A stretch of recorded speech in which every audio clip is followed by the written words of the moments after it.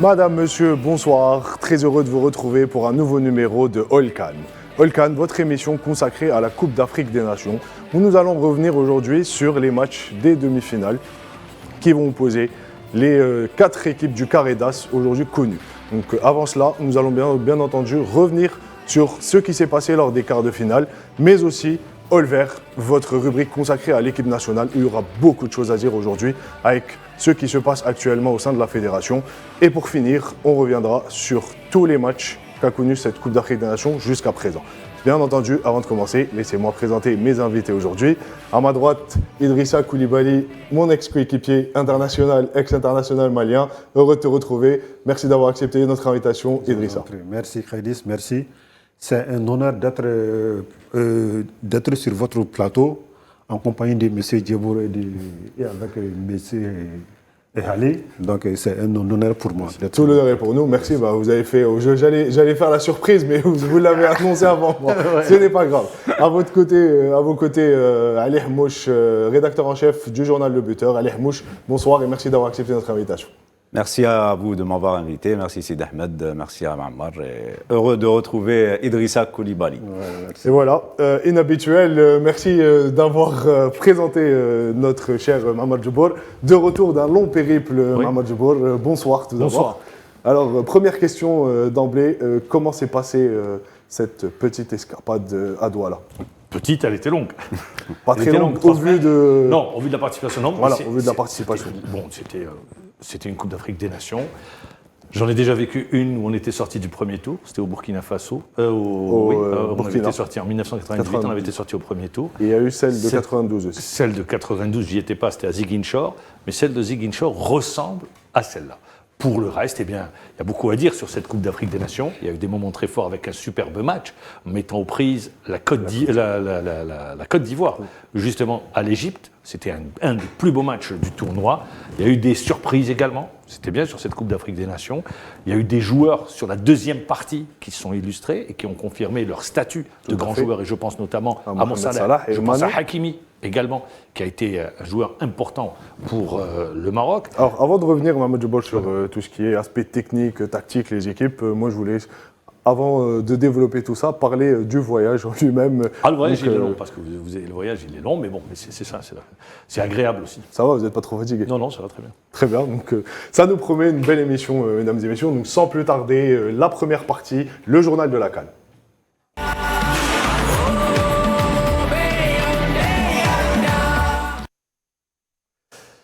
Alors, pour le journal de la CAN, nous allons revenir sur les affiches des quarts de finale, les matchs, de belles affiches où on a vu quelques belles surprises, comme l'a si bien dit Mammar Djebour juste avant. Avant de revenir sur le plateau, je vous laisse regarder le VTR et on revient. L'affiche de ces quarts de finale de la Coupe d'Afrique des Nations entre l'Égypte et le Maroc aura tenu toutes ses promesses. Dans un match disputé, tendu, ce sont les Marocains qui ouvrent la marque sur pénalty par Sofiane Boufal. Mais l'Égypte a de la ressource, emmenée par un talentueux Mohamed Salah, qui a marqué cette explication de son empreinte. Il surgit et puni à la 53e minute. Buteur sur le but égalisateur, puis passeur lors des prolongations pour Trezeguet qui assomme les Lions de l'Atlas et qui permet aux Pharaons de se hisser au carré d'As. Le prochain adversaire de l'Égypte n'est autre que le Cameroun, pays organisateur qui s'est facilement imposé face à la Gambie. L'équipe surprise de cette 33e édition, qui pour sa première participation aura marqué les esprits, mais face aux Lions indomptables, la marche était beaucoup trop haute pour les Scorpions. Cette fois-ci, ce n'est pas Vincent Aboubakar, c'est Karl Toko Ekambi, auteur d'un doublé en 7 minutes, ouvrant la route des demi-finales pour le pays hôte. En favori, le Sénégal, finaliste de la dernière édition, affrontant une équipe de Guinée équatoriale rugueuse, solide et défensive qui a même réussi à faire tomber l'Algérie en phase de groupe. Les Sénégalais ne sont pas tombés dans le piège. Avec un très bon Sadio Mané et un coaching payant d'Aliou Cissé, les Lions de la Teranga s'imposent 3-1 et joueront la 5e demi-finale de leur histoire en Coupe d'Afrique et la 2e de suite. Ils affronteront le Burkina Faso qui a éliminé la Tunisie sur le petit score d'1-0. Dango Ouattara aura tout connu dans ce match, un but, un carton rouge à seulement 19 ans, dans une confrontation qui manquait cruellement d'occasions de but. Les étalons plus réalistes atteignent pour la 4e fois de leur histoire ce stade de la compétition.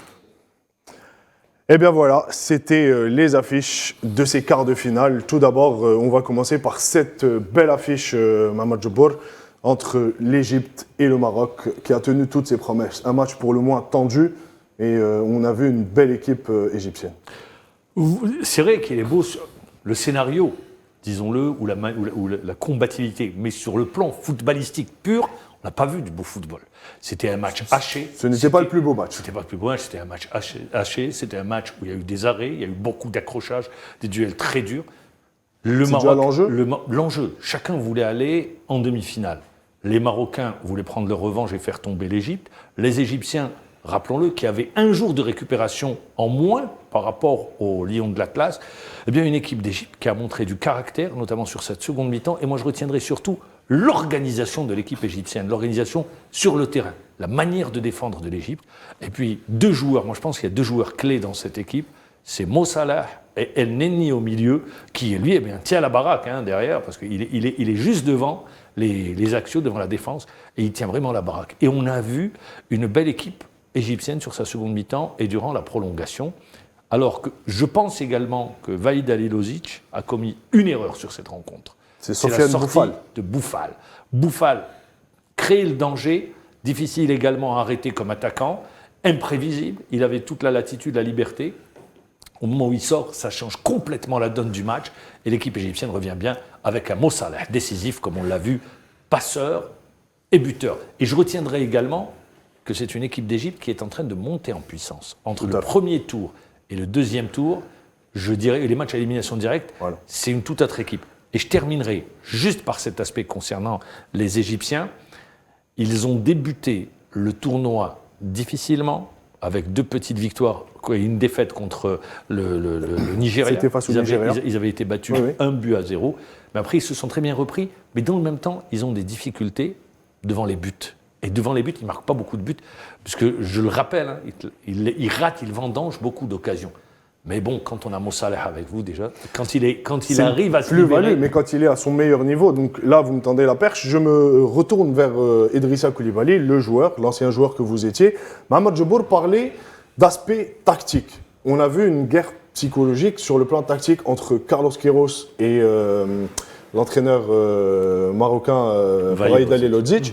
Donc, est-ce que pour vous, le fait que Vahid Halilovic ait sorti Sofiane Bouffal à la 66e minute de jeu ait fait basculer le match du côté égyptien et dans le même temps, il y a eu ce changement du côté égyptien qu'a fait l'entraîneur Queiroz en faisant rentrer très aigu. Ouais, très aigu, ouais. Bon, moi, je partage le même avis que M. Djebour, parce que quand on voit le jeu, les Maroc, après avoir marqué le but dès l'entente du match, je pense que... Troisième minute. Voilà, donc je pense que ça se voit que les Marocains, ils ont essayé de conserver leur but.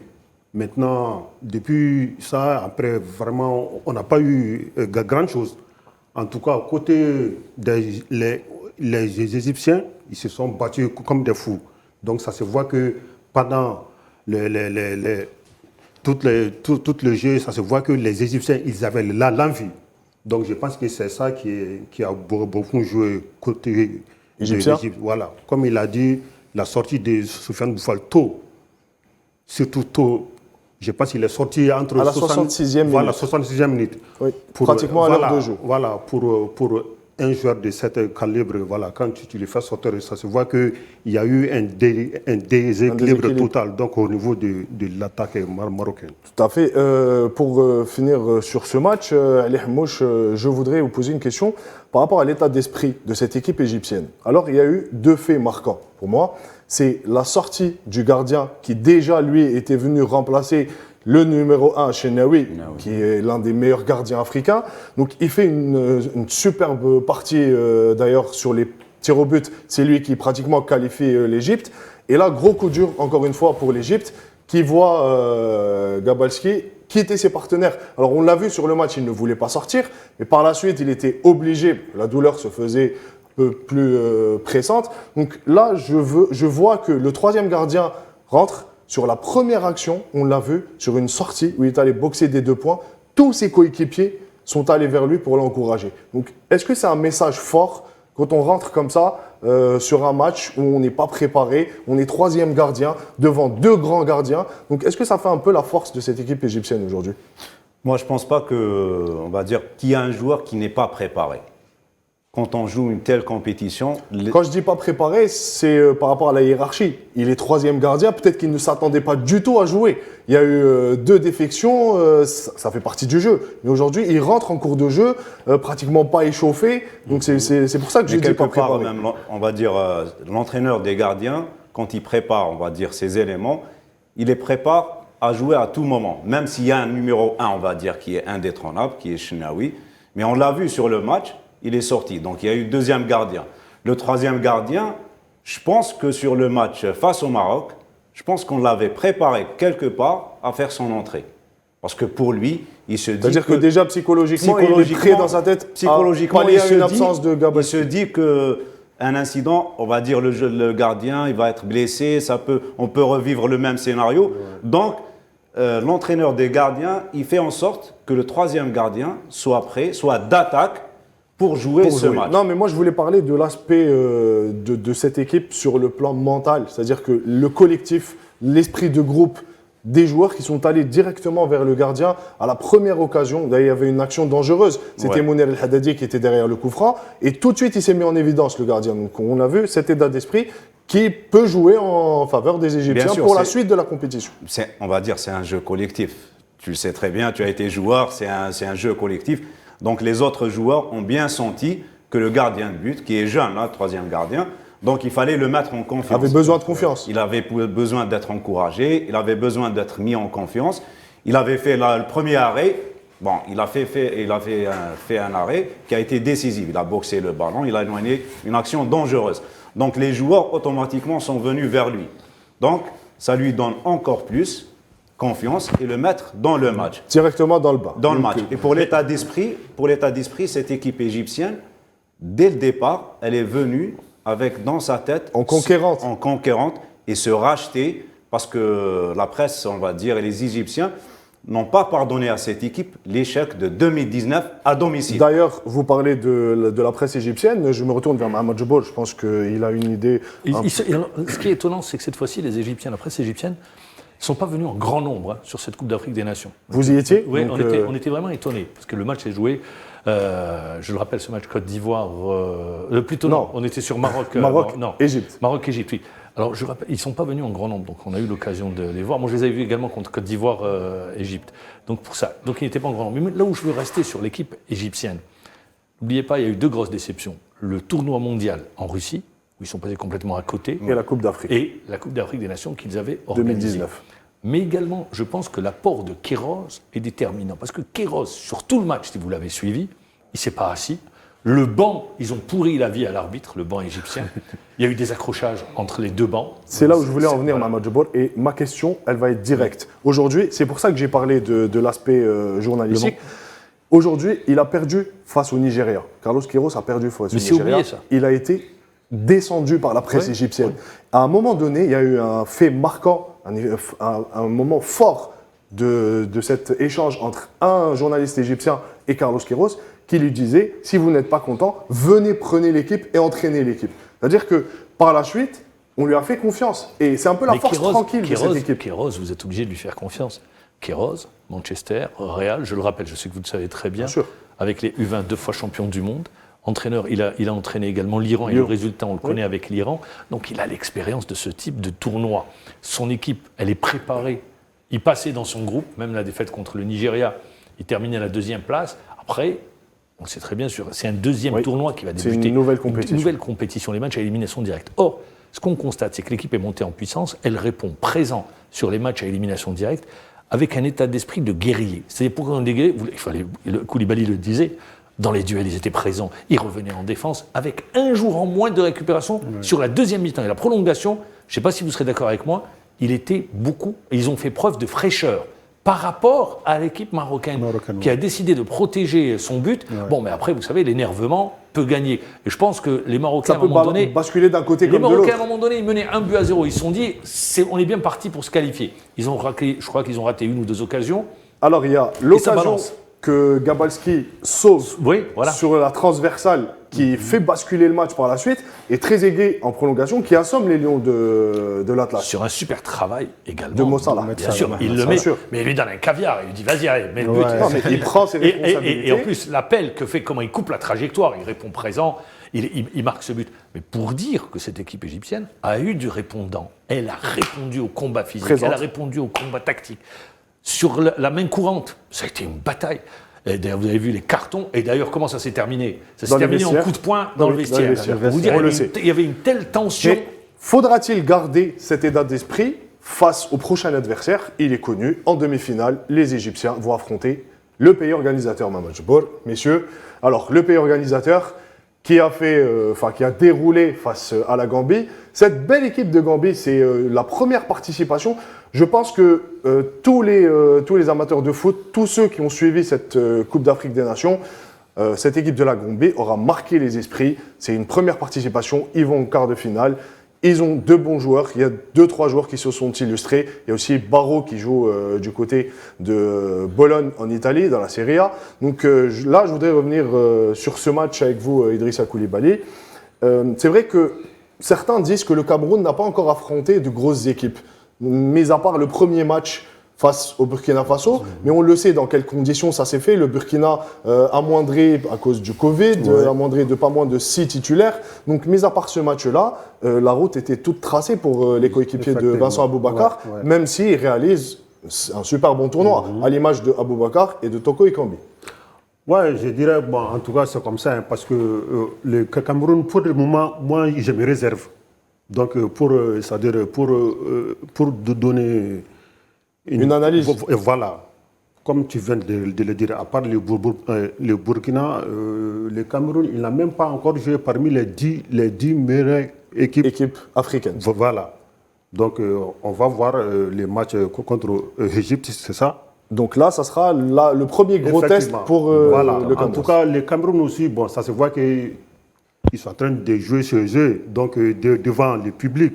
En plus, il y a Samuel Eto'o qui vient d'être nommé juste comme président de la Fédé. Donc vraiment, il est là pour le booster. Donc c'est ça. Samuel Eto'o qui a à peu près toutes les casquettes. Il est président, entraîneur, il va au vestiaire, il parle de primes. On sent qu'il a envie de la gagner, cette Coupe d'Afrique. Donc lui, il est là sur tous les fronts. En tout cas, même de son côté aussi, il va tout faire, coûte que coûte, pour remporter cette coupe-là. Donc ça sera un bon pub pour lui. Très bien, donc ça sera le test face à l'Égypte. Pour rester sur ce match, rapidement, Ali Hamouche, cette équipe gambienne qui, les Scorpions, ont étonné et épaté plus d'un sur ce tournoi pour leur première participation. On l'a vu, une équipe fort intéressante, qui présente du beau jeu, joueuse, solide aussi. Donc quelle impression elle vous a laissé? C'est une équipe qui est venue jouer sans pression. Et quand une équipe joue sans pression, elle joue pour le plaisir, même leur entraîneur l'a déclaré à maintes reprises. Il a dit que les joueurs sont là, pas, on va dire, entre guillemets, pour s'amuser. Ils étaient là sans pression. Lui qui était monté au créneau par rapport aux conditions d'hébergement. Oui, mais après, il a fait machine arrière. Oui, après, il a fait machine arrière. Les propos ont été nuancés par la fédération. Après, non, même lui, gambienne. il a dit non, il s'est ravisé. J'ai été mal compris, on m'a pas compris et tout. Ouais. Donc, cette équipe gambienne, quand elle a joué sans pression, elle a produit du beau jeu qui a surpris plus d'un. Elle a pu, on va dire, surprendre les autres sélections. Et pour une première participation, on va dire, elle est sortie. D'ailleurs, qui avait battu la Tunisie en phase de groupe. Ouais. Elle est sortie avec les honneurs face au pays organisateur. La logique a été respectée sur ce match. Je pense pas. La marche était un peu trop haute pour les Scorpions. Je pense pas qu'ils n'auraient pas pu tenir tête au Cameroun, surtout à domicile.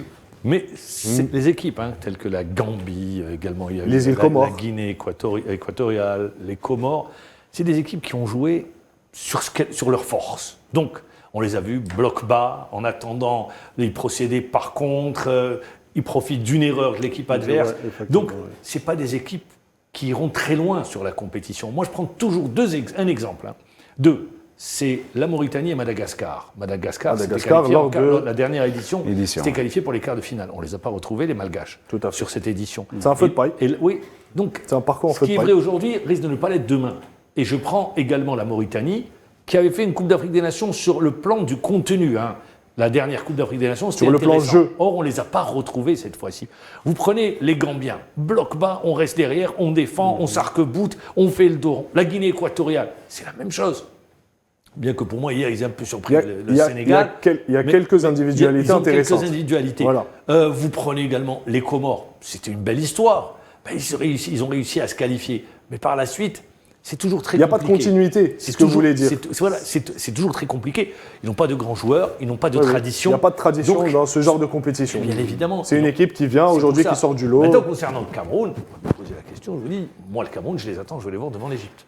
Ouais. Parce que, attendez, contre les Comores, le match, on ne va pas le refaire, Oui, mais oui. on en a déjà parlé, c'est contre les Comores, ils passent vraiment, ils gagnent difficilement. Ouais. Cette équipe des Comores leur a a vraiment posé pas donné- mal de problèmes, Ils ont tout des à problèmes qu'ils n'ont pas pu. Contre le Burkina, il y a eu également, rappelez-vous l'histoire des tests Covid, tests Covid, les oui, Burkinabés oui. étaient montés au Une créneau. équipe burkinabé décimée par le Et Covid. le troisième match, ils font match nul. Contre Face au l'Éthiopie, l'équipe la plus faible. Non, face au Cap-Vert, Ammar. Face Oui, au Cap-Vert. face au Cap-Vert, Oui, pardon. Ils ont battu face au Cap-Vert, ils ont battu l'Éthiopie. Face au Cap-Vert. Dernier match. L'équipe qui était la plus faible, à peu près, de ce groupe.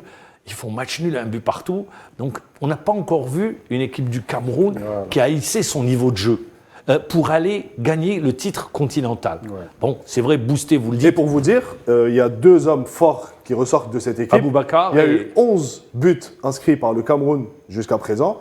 6 buts ont été inscrits par Aboubacar, qui est buteur de cette compétition. Et 5 buts ont été inscrits par Karl Toko Ekambi, le joueur lyonnais. Donc, pour passer aux deux autres... Il a battu le record de Samuel Eto'o. Oui, 5 buts, 5 sur buts une édition. tout à fait. Ce n'est pas arrivé depuis 1957. 57. Ouais. Merci Ali Hamouche pour ces précisions. Donc sans plus tarder, messieurs, on n'a presque plus le temps. On va passer sur les deux autres rencontres, si vous le permettez. Alors, il y a eu le Sénégal qui a affronté une valeureuse équipe de Guinée équatoriale, tombeur de l'Algérie, rappelons-le, en phase de groupe. Donc le Sénégal, Idrissa, quelle impression vous laisse le Sénégal? Ils ont très mal débuté cette compétition, ils se qualifient avec 5 points, ils ont marqué un seul petit but lors de la phase de groupe, et là, on voit une toute autre équipe sénégalaise. Ouais, les Sénégalais, en tout cas, ils ont commencé cette compétition vraiment timidement. Voilà, et après, au fil du temps, ils ont commencé à monter les niveaux parce que quand on voit l'équipe du Sénégal, c'est l'individualité au service du collectif.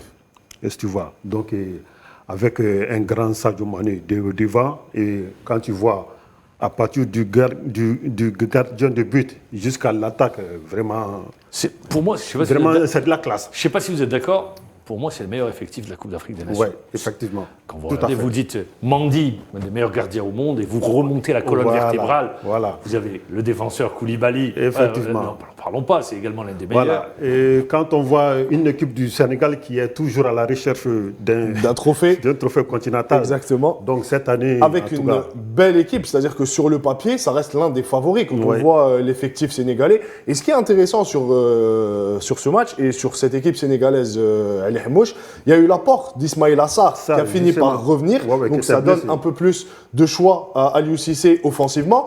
Et je sais pas si vous serez d'accord, mais il y a une telle profondeur de banc dans cette équipe sénégalaise qui peut pratiquement changer les 3 de devant et avoir 3 autres joueurs à l'image de Aliou Dieng qui joue à Marseille. C'est un excellent joueur. Donc quelle impression ça vous donne offensivement cette équipe C'est une équipe qui monte en puissance. Aliou Cissé l'a déclaré clairement en conférence de presse. C'est une équipe qui a commencé timidement, comme l'a dit Koulibaly, qui monte en puissance et qui montre tout l'étendue de son, du talent de cette équipe. de cette équipe. Tout à Vous fait. dire, avec un joueur clé qui est Sadio Mané, c'est un meneur, c'est lui qui mène les autres joueurs comme Mohamed Salah. On va dire, on va revenir sur l'Algérie, c'est ce qui a manqué à l'Algérie, Mahrez. un leader sur le terrain. Un Mahrez qui aurait L'Égypte dû est- être ouais. au niveau de Salah et de Mané et porter son L'Égypte équipe. et le Sénégal ont cet atout, c'est les deux joueurs qui mènent cette équipe, qui mènent leur équipe vers l'avant. l'avant et vers la victoire, vers les demi-finales. Je dirais que le Sénégal, c'est plus complet dans tous les compartiments de jeu. Oui. Oui. Vous regardez la défense, vous regardez Enfin, le milieu de commencez terrain. par le gardien, Mamadou Ba. Je dis, Excellent gardien. Mendy, Ouais, Mendy, Chelsea, ouais. c'est L'un l'un des des meilleurs au meilleurs. monde. Vous avez la défense, le milieu et l'attaque. Mais c'est une équipe qui est partie pour gagner le titre. Bon, mais comme dirait l'autre, peut-être une malédiction Oui. qui frappe les Sénégalais, les Lions de la On ne Teranga. sait pas. Mais d'ailleurs, les Sénégalais affronteront le Burkina, vainqueur de la Tunisie. les Burkinabés sur un match entre le Burkina et la Tunisie où on n'a pas reconnu cette équipe tunisienne qui avait tant fait douter les Nigériens sur le premier huitième de finale. Donc là, pauvre en occasion, une équipe burkinabé plus réaliste avec un joueur qui ressort, c'est Ouattara. Ouattara qui aura connu un match exceptionnel. Il marque le but à 19 ans seulement. Il prend un rouge derrière Mamadou Djibour et il ne jouera pas la demi-finale face au Sénégal. Donc je me retourne vers Ali Mouch. Cette équipe burkinabé, on l'avait dit, elle avait commencé dans un groupe relevé avec le Cameroun, pays organisateur, qui a joué le match d'ouverture. Mais aujourd'hui, on a droit à une toute autre équipe solide, très coriace, très compacte et avec beaucoup d'individualité devant. C'est un match qui va opposer deux équipes qui n'ont jamais gagné le titre africain. Et Kamo Malo, l'entraîneur du Burkina, l'a déclaré avant la compétition que son équipe est là pour gagner le titre. Et surtout, on va dire, en cette période de turbulence au Burkina, les joueurs sont motivés. Ils veulent donner de la joie. C'est pour ça qu'ils se sont transcendés. Les joueurs se sont transcendés par rapport aux événements qui secouent le Burkina Faso en ce moment. Rappelons que le Burkina traverse une crise politique et tout ça. Donc les joueurs, ils se sont mis dans une bulle et on va dire, ils se sont promis de donner de la joie pour le peuple du Burkina. Donc ça leur a donné, on va dire, ça les a boostés. Et on l'a vu sur le match. Tout à fait. Ça nous promet une grande demi-finale. Le Burkina, ça me fait penser au Mali avec la réussite. Je ne sais pas si vous êtes d'accord avec moi. Enfin, le Mali, c'est les mêmes conditions pratiquement. Avec la réussite, parce qu'il faut voir les images. Moi, j'ai vu, vous les avez vues, les images des Maliens à chaque fois qu'ils marquaient, le salut militaire. Donc, c'était un message au peuple malien pour leur dire on va vous donner du bonheur. Et les Maliens, ils voulaient aller très loin. Avec un entraîneur expérimenté. Ils ont joué de malchance. Les Maliens, il y a un mur de verre qui n'arrive pas à passer. Et je pense qu'à chaque fois, il leur manque un petit chouïa pour passer. Voilà, de toute façon, j'allais y revenir avec Idrissa. Qui est mieux qu'Idrissa Koulibaly pour ne parler du Mali? Donc on y reviendra sur la troisième partie.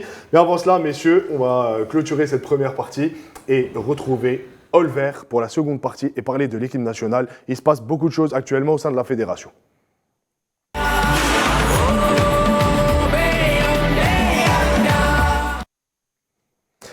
Alors, retour sur le plateau de Holkan, mesdames et messieurs. On revient sur cette deuxième partie avec Holver, une chronique consacrée à l'équipe nationale d'Algérie. Une équipe nationale algérienne qui connaît pas mal de rebondissements depuis cette sortie au premier tour de cette Coupe d'Afrique des Nations. Alors, tout de suite, sans plus tarder, première question, Mamadou Djibour, la nomination de Zefzef au poste de manager général.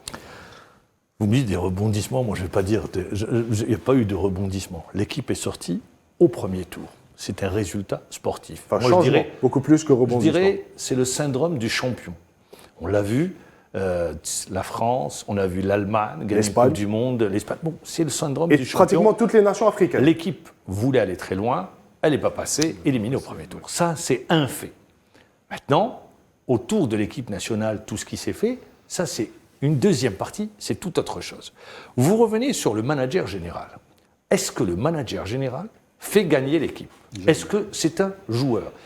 Simplement, je vais le dire avec en étant le plus objectif possible, c'est l'environnement, la presse notamment, qui a fait qu'on ait parlé du manager général et l'ex-manager, M. Labdi, a fait tellement parler de lui que la question du manager est devenue une question centrale, or qu'elle ne doit pas l'être. C'est quoi le manager de l'équipe nationale? Alors, avant d'aller sur la question du manager de l'équipe nationale, Mamadou Djibour, on va juste voir l'installation de M. Zefzef par M. Sharaf Den Amara et on reviendra pour en débattre sur le plateau. Le président de la Fédération algérienne de football, Sharaf Den Amara, a procédé dimanche dernier au siège de l'instance fédérale Adel Ibrahim à l'installation de Djahid Abdelwahab Zefzef en qualité de nouveau manager général. Et ce, en présence du secrétaire général de la Fédération algérienne de football, Mounir Béchi, et de plusieurs membres des différents staffs de la sélection. Lors de cette séance, le président de la fédération a souhaité la bienvenue à Djahid Abdelwahab Zefzef, qui connaît bien la maison pour avoir été membre du bureau fédéral, mais aussi président de la commission des finances et pour finir responsable de l'organisation au niveau de l'équipe nationale entre 2004 et 2018. Aussitôt installé, Djahid Abdelwahab Zefzef a présenté un mode opératoire précisant les missions et les tâches de chacun, fort de son expérience pour avoir été dans le management des participations de l'équipe nationale lors des 2 Coupes du Monde de 2010 et 2014 et d'au moins 3 Coupes d'Afrique des Nations. Le nouveau manager général compte préparer dès aujourd'hui la double confrontation contre le Cameroun prévue en mars prochain dans le cadre des matchs barrages qualificatifs à la Coupe du Monde de la FIFA Qatar 2022. Pour rappel, Jaid Abdelwahab Zvezef s'est engagé à titre bénévole au sein de la sélection car il occupe actuellement le poste de directeur général du groupe agrologistique relevant du secteur de l'agriculture et du développement rural. Et bien voilà, on vient de le voir, Monsieur Zevzef prend officiellement ses marques au sein de... C'est une fédération qu'il connaît bien, hein, Mamadou Bor, Oui, pour il a l'avoir occupé occupé. ce poste manager. Donc, moi, première question, Oui. poste de manager. Dans l'organigramme d'une fédération, en quoi consiste ce poste de manager général? C'est quelqu'un qui est responsable de la logistique, de préparer les déplacements de l'équipe nationale, de mettre l'équipe nationale dans les meilleures conditions avec un budget qui est donné pour faire en sorte... Pourquoi je vous pose cette question? Ça- Parce qu'on l'a vu avec Amin Labdi, mais on n'a rien contre le personnage. Non, sur le C'est-à-dire débat, que voilà. sur la fonction en elle-même, on a vu Amin Labdi déraper un peu, aller sur les plateaux télé, parler d'arbitrage, parler de technique. Je vais revenir. Hakim Eden a bien été manager général durant la dernière Coupe d'Afrique des Nations. Tout à fait. Il était complètement transparent, on ne l'a pas vu. C'est-à-dire l'efficacité du poste, c'est de ne pas apparaître. C'est-à-dire, moins on parle de vous, mieux c'est, et votre travail se fait mieux. C'est comme un arbitre. Quand on ne parle pas d'un arbitre, ça veut dire qu'il y a C'est un l'homme bon de boulot. l'ombre. C'est l'homme de l'ombre. Donc, Labdi, qu'est-ce qui s'est passé, Labdi? Au bout d'un moment, qui est un garçon bien sympathique, mais au bout d'un moment, Labdi, il a oublié qu'il était manager général. Donc, il nous parlait d'arbitrage, il nous parlait de terrain, De série il nous parlait d'invincibilité. de la Confédération africaine de football. Donc, il a complètement oublié son rôle, ce qui n'est pas son rôle. Donc, pour revenir, pour faire très court, le manager général, c'est pas lui qui fait gagner l'équipe. Son rôle, il s'occupe de la logistique. Et ça s'arrête là. Ce qui est intéressant avec Zevzef, c'est un retour aux sources. C'est un poste qu'il a également déjà occupé avec M. Sadi à l'époque de Rawarawa. Voilà, donc il a toute l'expérience voulue. Et ça va jouer sur quoi? Sur un match. C'est le match du Cameroun. On doit se déplacer à Yaoundé le 24 mars prochain pour jouer. Le 24 ou le 25, c'est le 24, je pense. Non, le match, c'est le 23. Le mars. Le 23, c'est le 23 mars et le retour c'est le 28. 23 mars, voilà, il y aura ce déplacement pour mettre l'équipe dans les meilleures conditions. Voilà où ça s'arrête. Alors, en parlant de déplacement, je vais me retourner vers le journaliste, Ali Hamouche. Idrissa, je vous laisse vous reposer un peu Ouais, y a pas de souci. pour cette rubrique-là. On parle un peu, mais je reviendrai vers vous. Y a pas de Là, Ali Hamouche, on parle de préparation de cette double confrontation.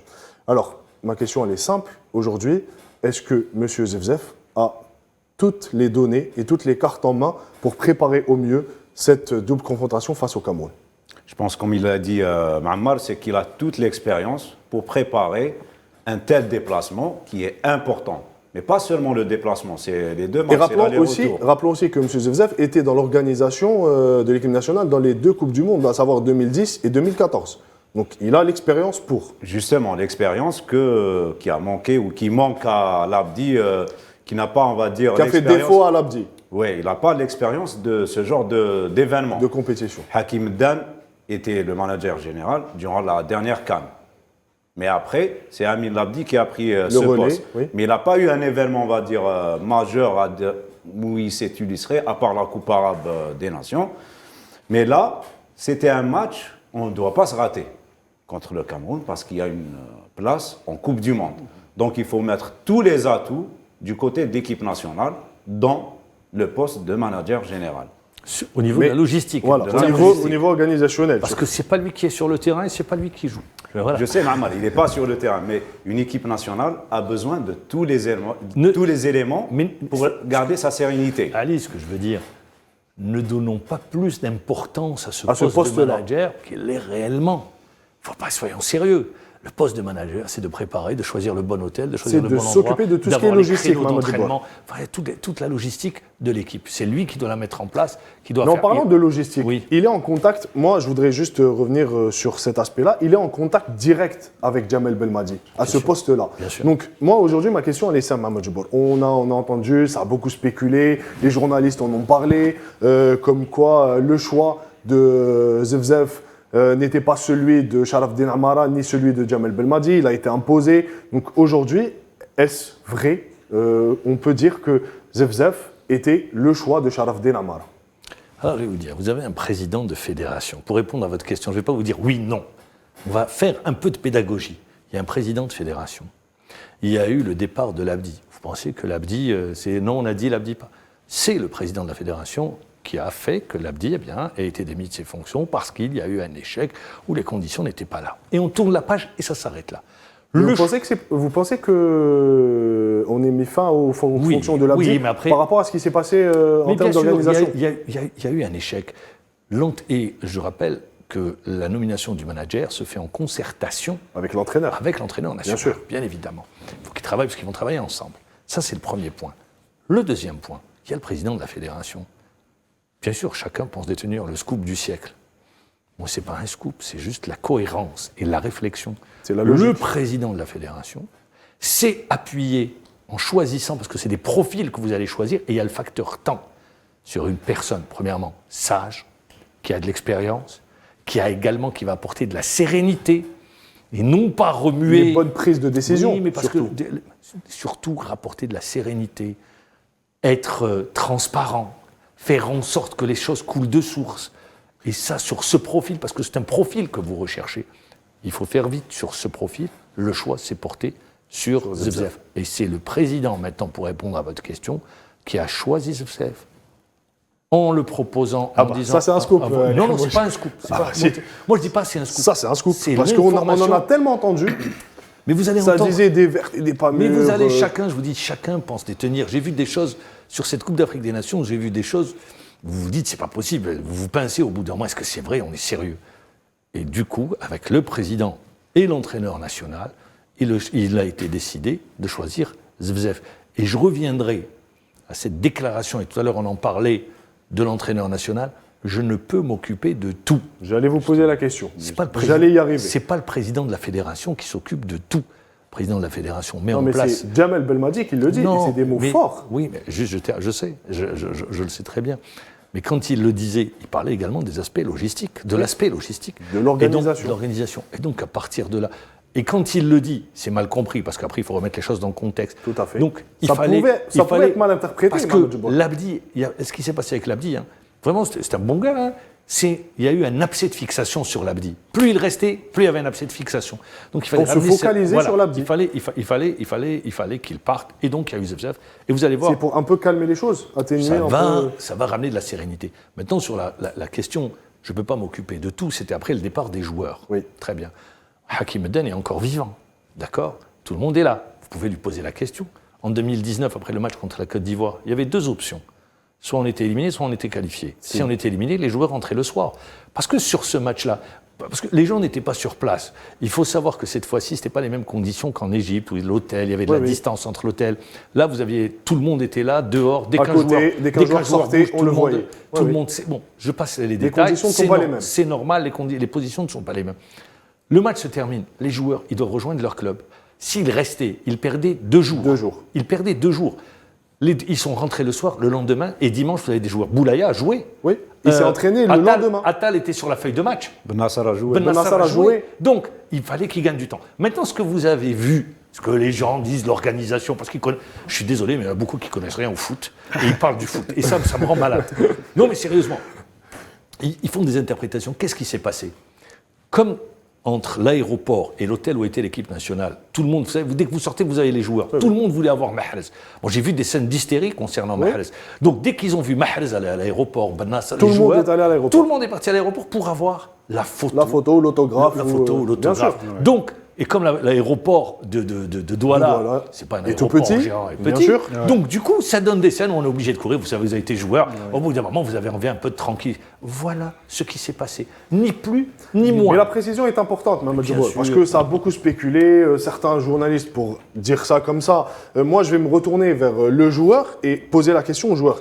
Idrissa, aujourd'hui, quand on perd, quand on passe à côté d'une compétition pareille, quand on est l'Algérie, favori de la compétition, on gagne la Coupe arabe, on arrive sur une autre compétition et on sort au premier tour, c'est un échec flagrant. Donc, en tant que joueur, on a tout de suite envie d'oublier et de repartir dans nos clubs pour évacuer un peu cette pression supplémentaire qui pourrait venir un peu déstabiliser le groupe avant un match important et une échéance importante qui sont les barrages de la Coupe du Monde. Donc, quand on est joueur, comment ça se passe ? Oui, c'est bon. Vous en avez joué des Coupes d'Afrique. Effectivement, ça se passe comme tu viens de le dire. Hein. Moi, mon dernier CAN avec l'équipe nationale du Mali, c'était la CAN de 2015. C'était en Guinée. En Guinée équatoriale. Gabon, Guinée équatoriale, Voilà. co-organisation. Co-organisation. Les Mali faisaient les mêmes poules que la Côte d'Ivoire et le Cameroun. Et cette poule, Le groupe de la mort. voilà, toutes les 3 équipes, Mali, Côte d'Ivoire, Cameroun, 3 points. Donc toutes les équipes ont fait match nul, match nul, match nul, match nul. Sur Donc, les 3 matchs. oui. Donc maintenant, la CAF a fait un tirage au sort. Oui. Donc c'est le Cameroun et la Côte d'Ivoire Qui sont passés. Donc Ça reste en travers de la gorge, une c'était un élimination gros coup. pareille. Franchement, c'était un gros coup. 2015. Oui. Et la Côte d'Ivoire a gagné la Coupe gagné la d'Afrique. Coupe d'Afrique. Voilà. Et Tout à moi, ce jour-là, c'était la première fois que je vois mon capitaine Seydou qui est en train de pleurer. Tellement ça lui a fait mal. Et d'ailleurs, c'est à cause de ça que Seydou Keita, c'est bon, il a pris sa retraite internationale. Suite à l'élimination Voilà. du Mali Voilà. au tirage au sort. Voilà. Donc, juste après le match, bon, pendant la nuit, je dirais que 75% des joueurs, ils sont partis Bien dans sûr. leurs clubs respectifs. Donc, je dirais que 75% des joueurs, ils sont partis. Et le lendemain, et les autres joueurs, voilà. Donc, on dirait qu'en un espace de 12 heures, 13 heures, donc tous les joueurs, vraiment, ils ont rejoint leur Ils ont club voulu respectif. repartir. Voilà. Non, Donc, bien sûr. Non, mais on comprend quelque part les joueurs algériens il y a eu une telle pression sur leurs épaules qu'à un moment donné, ils ont voulu évacuer cette pression, rejoindre leur club pour oublier un peu cet échec de la Coupe Mais vous d'Afrique. tournez la page. Tout de ça y est, suite, vous allez bien tourner sûr. la page. Voilà. Donc, Ali Hmouch, on parle d'une échéance importante. On parle de ce match qui arrive face au Cameroun. Des joueurs, alors ça vient de tomber, Youssef Belaïli a signé au stade de Brestois. Donc ma question elle est simple, coup de bluff qui a mal tourné, Belaïli qui était annoncé au club du Taoun en Arabie Saoudite, qui finalement signe dans le championnat de France. Est-ce une seconde chance pour Belaïli dans le championnat français, lui qui avait une petite expérience avec le SCO d'Angers après sa suspension? Entre-temps, il y avait aussi le club portugais de Guimarães, qui était rentré en course. Ouais, qui est rentré en course, mais apparemment, il y a eu, ils n'ont pas trouvé un terrain d'entente sur le plan Sur le salaire. sur le plan salaire financier. Et à Taoun, pour Taoun, je pense que après coup, il s'est dit que c'est un choix sportif qui ne pouvait pas l'aider. Justement, par d'où ma rapport à question. l'équipe nationale. Est-ce qu'aujourd'hui, vous pensez que le choix de Belaïli de rejoindre le stade brestois est le meilleur avant cette confrontation, cette double confrontation avec le Cameroun, qui sera décisive, bien sûr? Sur son poste, je pense que c'est un bon choix. Parce qu'il y a un joueur. Il y a Fèvre. Il y a Romain Fèvre qui est allé à l'Olympique Lyonnais. Donc ça libère une place. Tout à fait. Il a signé pour 18 millions d'euros, pour la précision. Donc Belaïli n'aura pas, on va dire, un concurrent direct sur le poste. Donc vous pensez que Belaïli est venu remplacer Romain Fèvre à ce poste-là au sein du stade brestois? Je pense, hein. Je pense que c'est pour ça que le stade brestois a porté, on va dire, son choix sur Youssef Belaïli, et ça s'est fait rapidement. Ça Il s'est a, fait, il, en plus, ça il s'est a fait un en coéquipier qui journée. évolue à Brest. Oui, Ça c'est va faciliter Belkhabla. Oui, Belkhabla, ouais. Belkhabla, Ça va faciliter qui lui son aussi intégration très rapidement. avait, Son adaptation. n'a pas cessé de tarer d'éloges Youssef Belaïli auprès des dirigeants du stade brestois. Je pense que Belaïli a fait des concessions sur le plan financier pour rejoindre Brest. Bien sûr. Parce que je pense pas Non, que mais là, Brest c'est avait les moyens de payer, l'aspect sportif qui prend le dessus sur vraiment l'aspect financier. Et rappelez qu'il est jeune, Mohamed Jabour. Belaïli n'a que 29 ans. Mais 29 ans, c'est jeune. Il n'y a que chez nous, on dit 29 ans, Non, c'est c'est vieux. jeune. C'est pour ça que Bien je sûr dis, c'est rappelons Non, qu'il mais est quand jeune. vous le dites, vous avez entièrement raison. On aime bien dire 29 ans, il est vieux. Non, il n'est pas Non. vieux, 29 ans. S'il a une hygiène de vie, il peut jouer jusqu'à 40 ans. Bien Il y a un joueur chinois ou japonais, je ne sais pas, qui a 55 ans. Ouais, ouais, Oui, ouais. il est japonais. Japonais, voilà. oui, Bon, oui. arrêtons, c'est l'hygiène de vie. Et en plus, il va à Brest. Pourquoi? Parce qu'il y a un super objectif, c'est la Coupe du Monde. Il doit être compétitif d'ici le mois de mars. Belaïli a très bien... Moi, je dirais, Belmadi aura tout le temps, je ne suis pas le porte-parole de Belmadi, il aura tout le temps d'analyser, mais ce que je peux dire, je pense que l'une des raisons de l'échec, c'est également ces joueurs qui ont fait la Coupe arabe. Oui. Parce que 2 compétitions en un mois, la charge C'est impossible. émotionnelle étant très forte pour redescendre, c'est impossible. c'est très complexe. Bon, mais ça, on ne va pas y revenir maintenant. Mais ce que je veux dire, c'est le bon choix. Qu'il retrouve un club, qu'il retrouve le chemin de l'entraînement, qu'il retravaille pour être compétitif. Et ça, c'est le plus important concernant ce joueur. Donc, à l'image de Youssef Belaïli, Mohamed Jabour, il y a d'autres joueurs qui doivent aussi retrouver leur meilleur niveau avant cette double confrontation face au Cameroun. Je cite Bardet Bounjah, Belamri aussi. C'est des joueurs importants, c'est des joueurs clés. Aujourd'hui, Idrissa, quand on a un échec pareil en Coupe d'Afrique, et tout de suite après, on doit se remettre dans le bain pour jouer un match aussi important pour aller en Coupe du Monde. est-ce que dans la tête des joueurs, on est tout de suite, on se projette sur ce match-là et on oublie la Coupe d'Afrique? Ouais, en tout cas, pour les joueurs, je dirais que les joueurs, ils n'ont pas d'autre choix que ça, hein. Donc il faut vite oublier ça et se remettre dans les compétitions dans leurs clubs respectifs. Parce que moi, je dirais que le problème de l'Algérie maintenant, il ne faut pas aussi oublier qu'il y a pas mal de joueurs qui sont en manque de compétition. Donc je dirais que ça a un peu joué sur l'équipe. Donc bon, on dirait aussi, quand on voit Jamel Belhamri et Bagdad Bounidja dans les championnats qataris, je dirais que le niveau aussi, ce n'est pas aussi fameux que ça, quoi. Donc ça a un peu aussi joué sur leur rendement pendant la Coupe du Monde. Pendant la Coupe d'Afrique. Voilà, pendant la Coupe d'Afrique. Mais dans le même temps, Mohamed Jabbour, on en parlait tout à l'heure, Ali Hammouch aussi, c'est un débat ouvert, l'Algérie a largement dominé ses adversaires. C'est-à-dire qu'on a, sur le plan technique, on a juste manqué d'efficacité sur, C'est très simple. sur cette édition. Vous prenez le logiciel d'analyse des matchs que je vous ai montré et on l'a vu. Mais c'est simple. Vous prenez le match contre la Sierra Leone.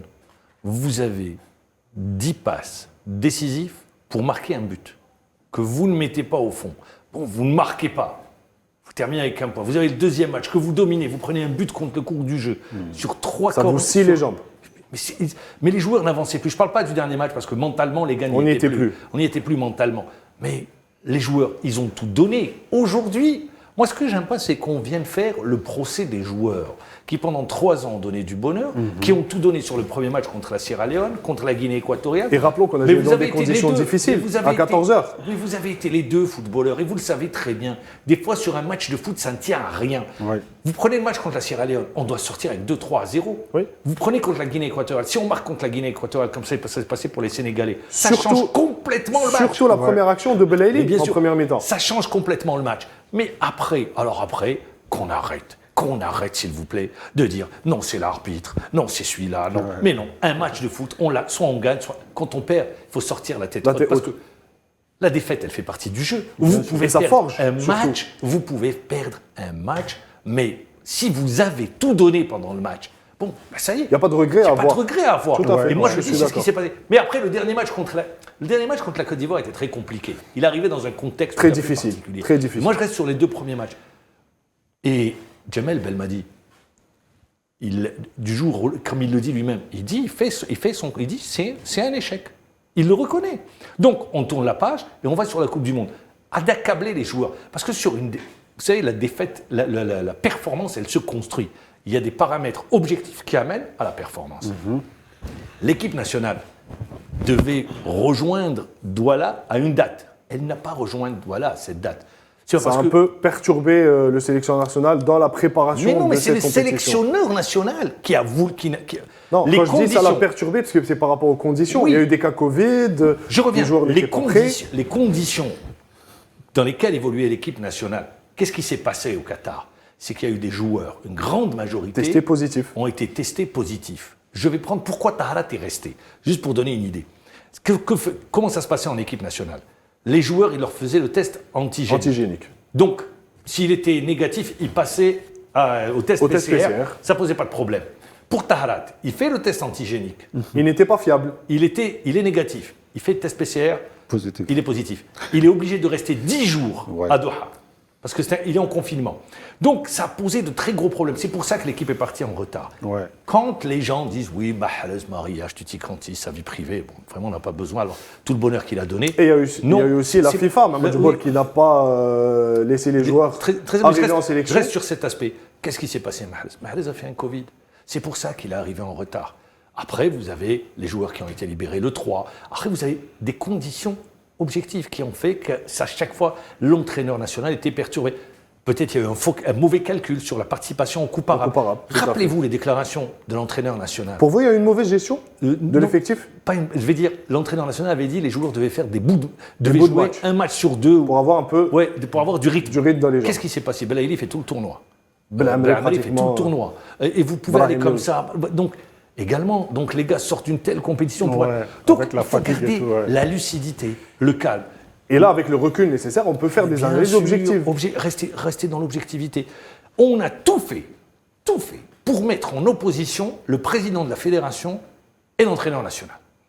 Alors que je peux vous le dire, la décision de nommer Zefzef, c'est le président qui décide, il a pris la décision, l'entraîneur national a été informé, il le sait parce qu'il va travailler En concertation avec Djamel Belmadi. Ils ont discuté, pas en concertation, il l'informe pour lui dire voilà avec qui les choses, les profils ont Donc, été décidés. c'est la décision de Sharaf Denamara. Très bien. Vous prenez également les deux échanges, contrairement à ce qui est dit. Les deux se mettent à table, discutent en de longues discussions. C'est-à-dire qu'il n'y a aucune tension aujourd'hui il n'y a entre pas de le tension. sélectionneur et le président de la fédération. Ça, on veut vendre cette image. Elle est fausse. Comme Je pense qu'il y a une rencontre à Paris, je crois, entre les Mais deux la hommes. rencontre, elle était prévue à Paris. C'est pas il y a une rencontre qui est... Non, la rencontre, elle était prévue. À Douala, ils se parlaient le plus normalement. Là où il y a eu même des folles. Alors, il y a eu des rumeurs de folie. Il y a eu des rumeurs de folie. Hein. Pour avoir été à Douala, moi, je peux vous dire. C'est-à-dire, vous dites, attendez, vous vous pincez. Quand on vous dit, non, le manager, il a dit au président, tu montes pas dans le bus. Sérieusement. Soyons sérieux. Comment peut-on croire à de telles choses? Non, le président n'est pas parti à l'entraînement. Le président n'est pas parti à l'entraînement. Il y a trop de folie. Chacun sa posture. Arabrawa a allé à l'entraînement, regardez. Mais ça peut prêter à confusion et ça Mais fait ça prête pas- objet à polémique. Mais ce que je veux vous dire, vous balancez une rumeur. Est-ce que je suis obligé chaque instant de venir démentir votre information? Non, je n'ai pas que ça à faire. Bien sûr. Donc qu'est-ce qui se passe? Vous arrivez, et à travers ce qui a été fait, on a pollué l'environnement de l'équipe nationale. On l'a pollué. Le grand public ne comprenant pas. Moi, je suis arrivé à Alger, j'ai rencontré au moins 50 personnes qui me posaient des questions. Qu'est-ce qui s'est passé? Comment ça s'est passé? Oui, quand, ça a beaucoup spéculé. quand je répondais aux questions, ah non, mais c'est pas ce qu'on a dit. Non, mais Parce voilà qu'on apporte la réalité. précision. C'est Voilà normal. les faits. Et les faits sont là et sont têtus. Vous avez M. Zachi qui est allé assister à l'entraînement. Oui. L'actuel président, eh bien lui, il ne se montre pas. C'est son choix. C'est pas parce que, non, on ne veut pas. Mais on est arrivé à des situations, mais vraiment, vous vous dites, est-ce qu'on est sérieux? Et en plus, c'est rapporté. Et là, le pire, c'est les réseaux sociaux, qui alors là, tous les gens vivent à travers les réseaux sociaux. Moi, je dis, les réseaux sociaux... On ne se nourrit pas de réseaux utilisé- sociaux quand on est journaliste, Mamad si Jabbar. c'est utilisé... Là, aujourd'hui, Mais je ne vais pas te donner de leçons, mais si c'est utilisé comme ça, les réseaux sociaux, mieux vaut ne pas les utiliser. tout à Et fait. qu'on reste C'est pour ça tranquille. que je dis, on ne se Arrêtons. nourrit pas de cela. Vous imaginez, on est même arrivé à traficoter des images sur des Oui, oui, des positions d'enjeu. Photoshop, Arrêtons. etc. Donc là, clairement, tout ce qu'on espère, Ali Hamouche, Idrissa Koulibaly et Mamad Jabbar, c'est que notre équipe nationale retrouve toute la sérénité possible et nécessaire Comme on avec dit, c'est l'arrivée. Ahmed, tomber. Oui, ça y est, vous êtes tombé. Il faut savoir se relever. Maintenant, c'est comment on va se relever. Tout à C'est fait. ça. Et se relever le plus rapidement possible. Parce que là, vous n'êtes pas en club. En club, vous Bien sûr. perdez, vous vous retrouvez. Non, mais là, chaque semaine, vous jouez. Vous jouez. Alors que là, il y a des dates là, où on doit la être Coupe prêt. d'Afrique des Nations est terminée. La prochaine date FIFA, C'est une le échéance match de Coupe importante. du Monde. Tout à fait. C'est-à-dire qu'il faudra trouver pour l'entraîneur national, c'est quoi un entraîneur? C'est un réducteur d'incertitude Tout à pour un fait. joueur. Donc il faudra trouver Et il est tout de tributaire suite des résultats, quelque tout part. de suite les solutions pour pouvoir repartir. Voilà, donc c'est tout le mal qu'on souhaite à notre équipe nationale. On veut que ce match soit une fête pour tous les Algériens et qu'on aille au Qatar, là où on a brillé lors de la Coupe arabe. Alors messieurs, merci. Un mot de fin. Idrissa, merci beaucoup d'avoir été avec nous. J'espère vous retrouver bientôt pour Inch'Allah. de prochaines émissions et je vous souhaite le meilleur dans votre carrière. Merci beaucoup. Merci Khedis, merci M. Djabour et puis merci Ali, voilà, et à tous les téléspectateurs qui nous suivent en ce moment. Voilà, donc je dirais bonne soirée à toutes et tous.